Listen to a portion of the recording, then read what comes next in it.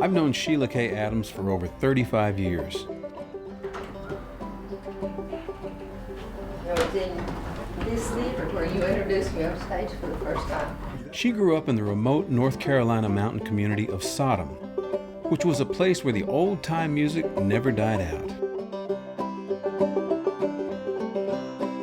Dinah, please say that you'll be mine. Take you home, love you, kiss you all the time. It was Sheila who introduced me to the wonderful ballad singers in her community, folks like Deli Norton, Kaz Wallen, and Inez Chandler.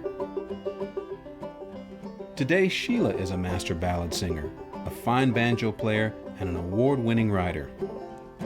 I sat down with her at the Owen Theater on the campus of Mars Hill College just to talk a bit about her music and stories. Sodom is full of characters. I mean, there's the music, and then there's just the people themselves who were unusual. Well, a place called Sodom. Is there a good reason why that happened, or do they know? You know, David, it's like everything else. There's 3 or 4 stories. What's one you like? That I can tell. Yeah. My favorite one is that it was that it got its name when a circuit riding Baptist preacher came through during the Civil War, and there was a group of women who lived on up a little road called Shake Rag Road that were ladies of the evening, and he from the pulpit said there was more sinning went on in that little place there than went on in Sodom in the Bible.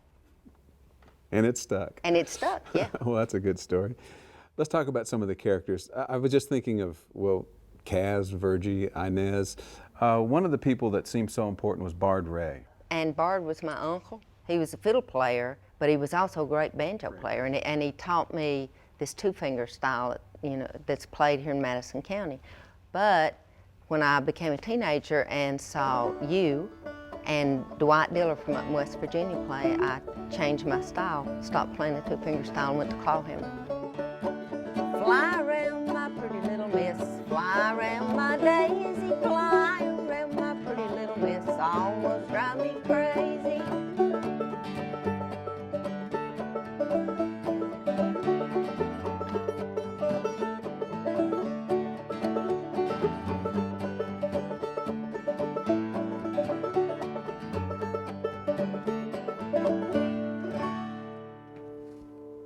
Now, why do you suppose the old-time music survived in Sodom, where it died out in many places in the mountains? You know, I think probably it was because there were so many folks over there. Well, there were 4 families, you know, the Nortons, Rays, Chandlers, Wallens, that intermarried and intermarried and intermarried until that music tradition, gene, whatever it is, got passed down. Got distilled. Right, you know, and so out of 72 first cousins, you know, over half of them play an instrument or sing. You have 72 first cousins? I do, yeah. Wow. Well, the traditional music, the fiddle tunes, the banjo were all part of that community, but I think the thing that really set Sodom apart were the ballads. Yeah. Tell us a little bit about the ballad singing. Well, they called them love songs. Mm-hmm. Granny called them love songs sung a cappella, you know, which meant without accompaniment. Yeah. And it was only when I got into college that I found out that they were actually from the British Isles, traditional ballads. And I think the reason that those survived in Sodom, again, was because, you know, it was kind of that interconnected family community thing. Their styles depended more on singing outside. Yeah. You know, they did a lot of outside singing, and as you know, when you sing outside, you know, there's all this room and you can really turn it loose. Inez Chandler called it off the porch strong. Yeah. I remember Kaz used to say he would go out in the backyard and sing to the mountains, just as loud as he could. He had a very loud voice. Right. And those songs were useful. It was something to pass the time. Well, and it was also, Granny said, one of the best ways to learn about life without having to experience it. You know, which I always thought was great. Yeah. Let's sing one of those for the folks, what would be good? Maybe Young Emily or something like that? Yeah, which was Granny's milking the cow song. Meaning she would milk the cow while she right, sang. while she was singing this song. And every time I sing it, I can smell that smell of warm milk in my head. So this is Young Emily. Young Emily was a pretty fair maid. She loved to drive her boy. He drove in the main for some gold to gain, way down in the lowlands low. My father runs a public house all on yon riverside. Go ye, and enter there, and there this night abide. Interesting thing about these songs and stories, a lot of them are kind of grim and about death and dying and terrible things that happen, but folks over there always had a sense of humor about it. You know, they lived a pretty, isolated, tough life. Very tough, yeah. And they had these great, dry, sophisticated almost senses of humor, and could find humor in just about everything. Mm-hmm. It reminded me, tell a little bit about when Deli, who was in her 90s, went to the doctor and he said, "You got to quit that chewing tobacco." Right, that snuff. Ask her how long she'd been dipping snuff, is what it was, and she studied about it and said, about 86, 87 years, I guess.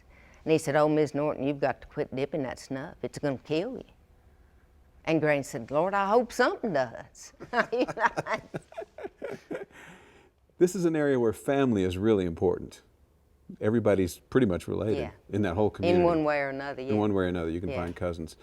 And the music stayed alive because of the family, like you said. It was such a casual thing, David. It wasn't like, okay, now we are going to have our music lesson. Right. And they would say, drag a chair over here and I'll learn you one of them old love songs. And how would they do that? They would sing a verse and I would have to sing it back to them. Then they would sing a second and I'd have to sing a first and second back to them.